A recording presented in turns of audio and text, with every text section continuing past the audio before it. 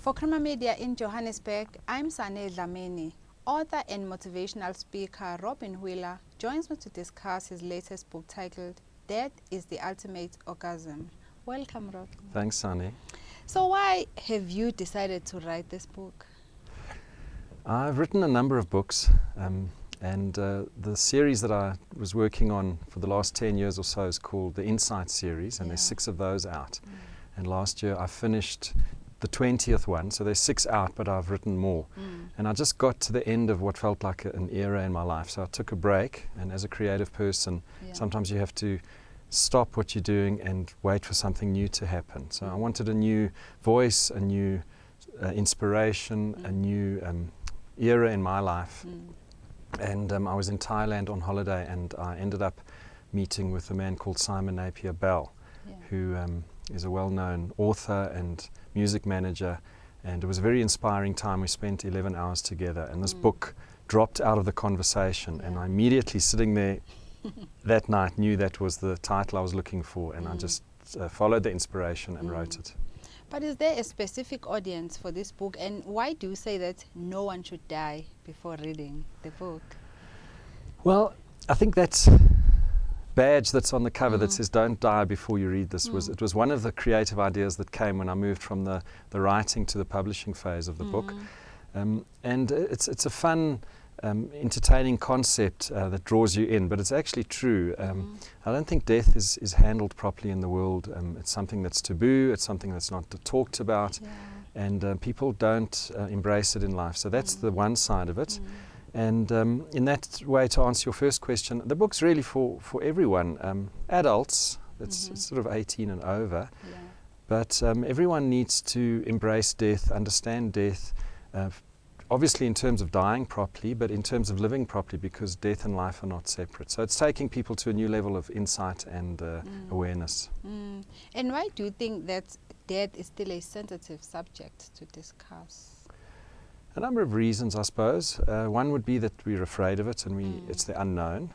And it's inherently unknown. I mean, you can't know until we die, so we're dealing with the unknown. I think also society has made it taboo for various reasons. I think, for example, religion has, instead of embracing it, it's made it, they're selling you the afterlife, so they actually make you afraid on this side of death. So various factors like that, you know, and I just think sort of ignorance and social conditioning is probably the biggest thing in there. And while I was reading, there was a part where you said most people died thinking about sex. Can you explain that part? Yeah, that's an odd one, that actually. I think firstly, primarily, we conceived through sex, and sex occupies our minds for most of our lives, you know. And so there's a lot of connectedness between birth, sex and death. It's really kind of one thing. The mind likes to separate things into beginnings and endings, but life is whole. So the one side of it is that sex and death are one thing. I think another side of it is that, again, back to the social conditioning and repression, is that people, sex is also taboo, and sex is also repressed. So people don't ever get fulfillment. So they're constantly living with this thing of unfulfilled desires, you know. And so you kind of get to death when you should be conscious, and you're actually still dreaming about things that were never fulfilled in your life. You know? And in chapter 15, you say George Michael had the courage to die alone. Right. What do you mean by that? Well, we are born alone. We are subjective beings, you know. We're sitting in the same room here, but really your subjectivity is all you have, and mine is all I have. And anything shared is not certain. You know, we don't really know if this is here the way we each experience it. So that aloneness is a very primary thing in life to come to terms with. I think that as in your spiritual life, in your spiritual journey, coming to terms with solitude, with your own aloneness in the world, is actually a breakthrough into the beauty of life. And a lot of people avoid that, or they've never been shown how to be alone, so they cling to others. And if you've got that courage to face the aloneness in life, and possibly face death alone, I don't think you necessarily have to do that, but in his case, I I think it was very much part of his story, you know, and it may be for most of us. And I feel if someone is conscious and able to die consciously and alone, that's a sign of real courage. Wow. And can you also like share a bit about the research that went into the creation of this book? Okay. I'm not technically a researcher, you know, in your context here of, say, politics, it's very research-based, Yes. and this book and this topic are kind of unusual for your general topics. So in that way, I'm not really a researcher. I just live, you know. I read what I love, I travel, I meet people, I do talks, I consult to companies. So my research is kind of integrated into what I do. And in a way, I had no idea. I didn't go and research this for 5 years and then start writing. The research was all there. It was just that title dropped out of the air, precipitated, and I wrote for 6 months and we had a book.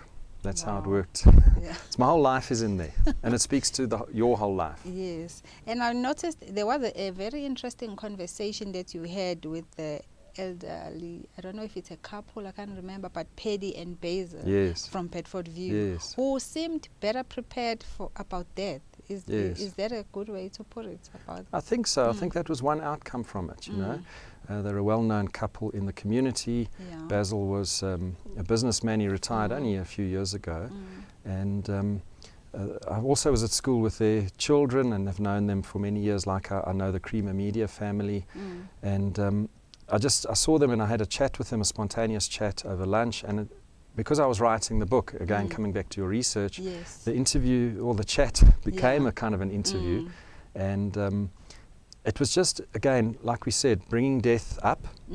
And they responded and said, openly, this is what we've done, our affairs are in order, this is how we feel.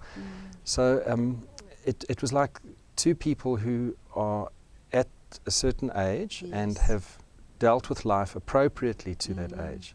So similar to your thing of George Michael dying alone, they're people who have got their affairs in order. I said to them, don't you travel with all your money? They said they've already traveled everywhere. They just enjoy being together and living in the moment. And Basil said he's been close to his brother and other family members dying, so he knows what it is. So that's the kind of wisdom that a real elder brings to the world. And also mentioned in the book is Quincy Jones, who's 84 years old and who was in 2 very prominent interviews this year whilst I was writing. And in both of those, he was very dismissive of death. It's the end, next question. And I was just sort of contrasting those and saying that's a little bit unwise as an elder to be that unaware of what death actually is, for all of Quincy's other strengths. You know? So Basil and Paddy were great elders in that way.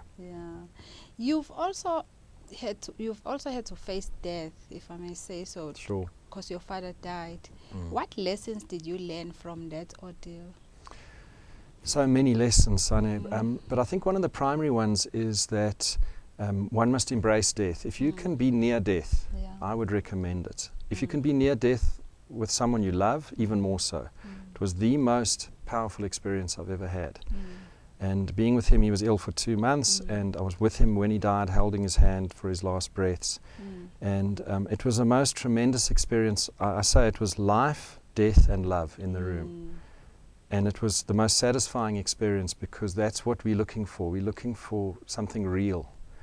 Wealth, success, status are all substitutes. But if you can really face death, you then can really feel and embrace life. And that's what we're all searching for. And if you find that in life, you can die easily because it's all good. Everything is in order. Exactly. So if I may ask as a parent as well, would you recommend for parents to discuss death with their kids? Well, firstly, I'm not a parent, so I'm speaking out of context there. But not being someone without kids, I would still say, yes, that sounds like a good idea. If, you know, I did a talk at Bedfordview Primary recently, returning there as kind of a hero 40 years later, you know. And there's an audience of 700 beautiful children. They've all got death in their lives. They're at school there that day and playing and doing whatever kids do, but death's always there. And it might be a more advanced topic that will become clearer over time, but I think on a childlike level, just be real about it. In simple terms. Yes. Maybe. Okay, thank you. I would say so. And lastly, what else will the readers get if they were to read this book? Okay, it's a 103,000 word book. It's a big, solid book. So there's a lot in there. There are 55 chapters, and I'd say each chapter's probably got 3 or 4 or 5 main points. There are probably 250 significant insights in there. Yeah. Very inspirational. That's my work, is that. Yeah. It takes you, you'll laugh out loud, you'll cry. Yeah. It takes you to the extremes of life, and in order to really be inspired in life and to fulfill your purpose, because that's what this book's really about. My brand is being yourself for a living. Yes. So it'll get you in touch with your whole life, the spectrum of life. It will entertain you, it'll inspire you. It'll also challenge you into all sorts of different territories, because I'm not prescribing any answer. I'm just saying, be aware, embrace death, embrace life, be aware, and be conscious, and then make your own decisions based on that consciousness. So in a way it'll prepare you for death, in another way it will enhance your life, and through that is the core strand of this is how you be yourself for a living. So for example, one of the other themes in there, and say if you bring up an African theme, is ancestry. Yes. So it's like I've lived a theme that was my grandfather's theme. My grandfather was Richard Wheeler, also R. Wheeler. The house that he built in the 50s is still there. Many things are still in the R. Wheeler name. There's this sort of sense that I'll take over that house one day and make it an author's den. And it was like when he grew up, he couldn't be a creative person. He had to toe the line, be responsible. But he died a frustrated artist. And I went and lived out my ancestral theme, and I feel we all have that. And if you don't embrace that, there's going to be a conflict in your life, and the ancestors are going to be cross with you, and they're going to make you follow the path. But if you do follow the path, your life will be fruitful. So that's the kind of set of themes that converge. So the book comes with all these different themes, and it leaves you with this, wow, I'm not sure exactly what it's saying, but I've been transformed. So we all have to cover our own ways after reading this book. That's right. Thank you very much for your So time. good to be here. Thanks. Thanks, Annie. That was Robin Wheeler speaking to Polity about his latest book titled Death is the Ultimate Orgasm.